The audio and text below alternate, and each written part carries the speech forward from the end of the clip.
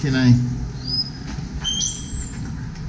Just filming the sign. Thank you.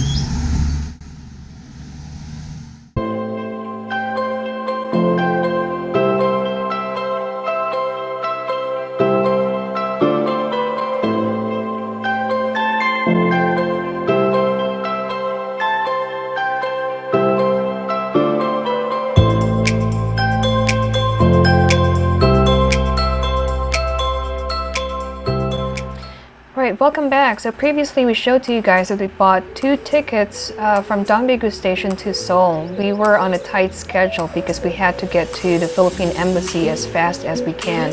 Unfortunately, the tickets that we got were standing, and a good note is that it cost us about 37,000 won, which is about 31.46 US dollars. So it was okay, but 2 hours standing was not fun. As soon as you get to the platform, you'll be able to get some help if you don't know which platform to go to. There is a platform assistant officer that can help you out how to reach to your right destination. Along the way, if you feel hungry, you'll be able to see some snack area like this one. This is what you call in Korean dosirak, similar to bento or lunchbox in Japan.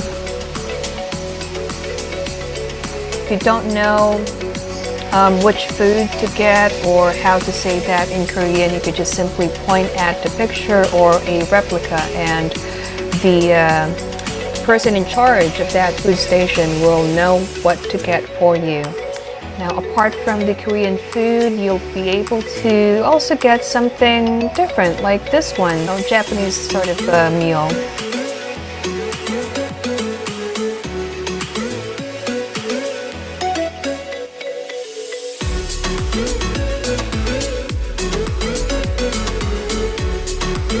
Signboards are everywhere, so that will keep you right on the track.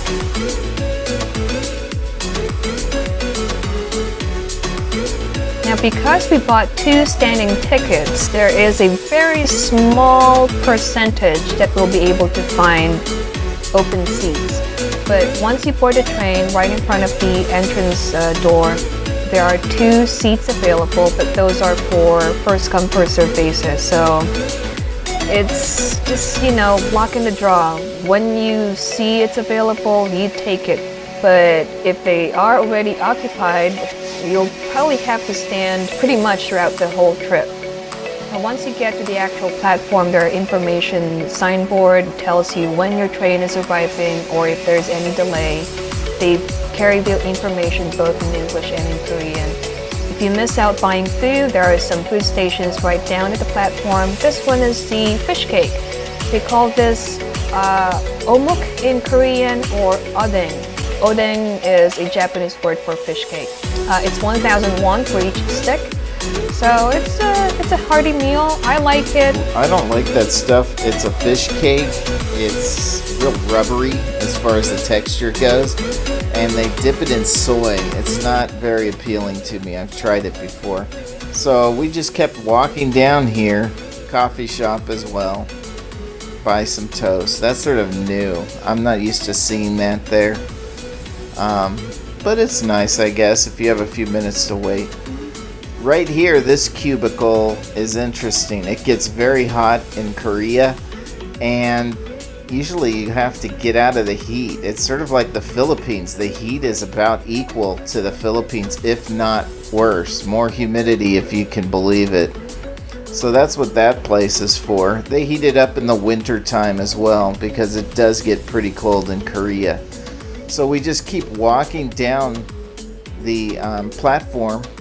On the post, I don't think we have it there, but you can see which car number is on each post. There's the sign right there. You can see it. So we knew where we were supposed to stand. And lo and behold, we got on the train. And we arrived stood for 2 hours. Well, it's a sacrifice that we had to make just to make it to the Philippine Embassy. And we managed to get to Seoul. That gave us about an hour, which is fairly enough leg room. Leg room to reach the Philippine Embassy. Yeah.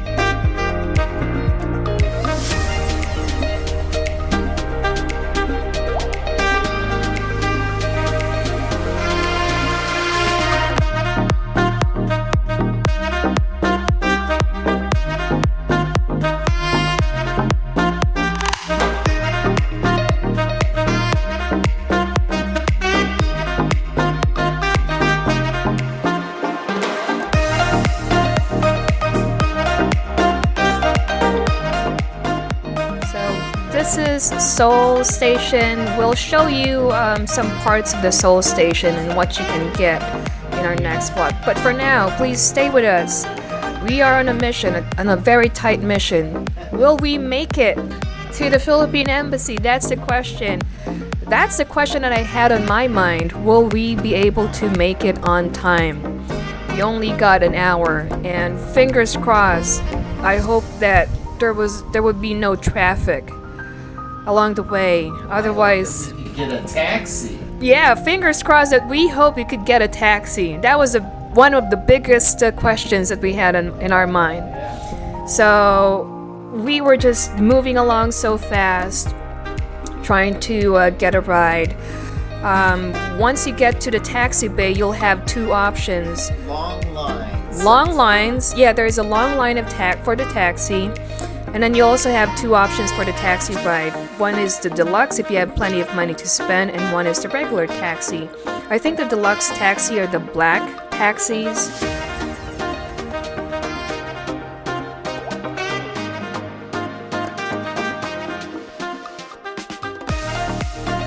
So right here, you can see there's a deluxe taxi cab. Stay away from those. You don't need them. You just need really the lucked out. Yeah, this is a regular taxi. I remember we went to Seoul once, and there was a long taxi line. Oh, yeah. And we could not get a taxi, so we walked away from the station and tried to find a taxi around the neighborhood. And we kept walking and walking further and further. Finally, we found a taxi cab driver. That wasn't fun. It wasn't the most enjoyable. But this was cool. We found the taxi. It was as if it was waiting for us to take him, so that he could take us to the Philippine Embassy. And did we make it? That's the biggest question too. What do you think? Did we make it? We made it. Are we supposed to say we made it? Just filming the sign. Thank you. This is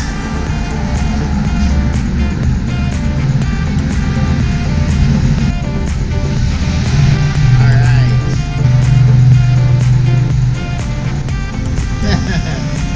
Aren't we something? We did it.